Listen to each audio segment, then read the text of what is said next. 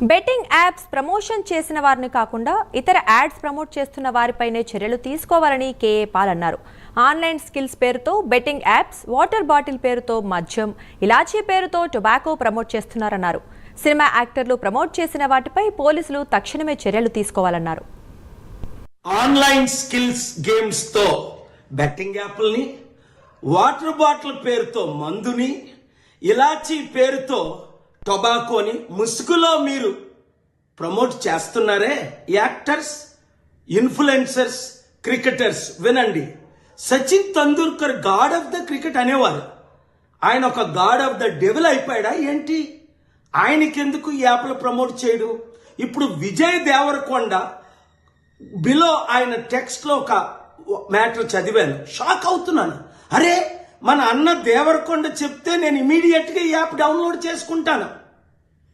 అలాగే బాలకృష్ణ అట, మంచు లక్ష్మి అట, ఇలాంటి వారు 25 మంది ఇప్పుడు అరెస్ట్ అవబోతున్నారు.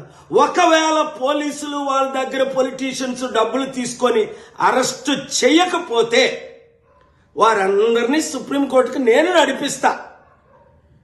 ప్రకాష్ రాజు లాగా మీరు కూడా తప్పయింది అని ఓపెన్ అపాలజీ చెప్పినంత వరకు, 2, మీరు సంపాదించిన డబ్బు ₹1 అయితే 1 కోటి, 10 కోట్లు అయితే 10 కోట్లు, 980 మంది ఆత్మహత్యలు చేసుకున్నారు. అంటే వారిని మీరు నరహత్య చేశారు.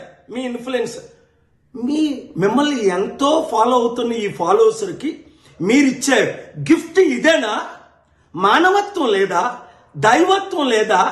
రాక్షసుల్లాగా వాళ్ళ జీవితాల్ని మీరు దోచుకోవడమేనా? ఎండ్ ఆఫ్ ద డే మీకు మిగిలింది ఏంటి? ఆత్మకు శాంతి కావాలా? మనసుకు రక్షణ కావాలా?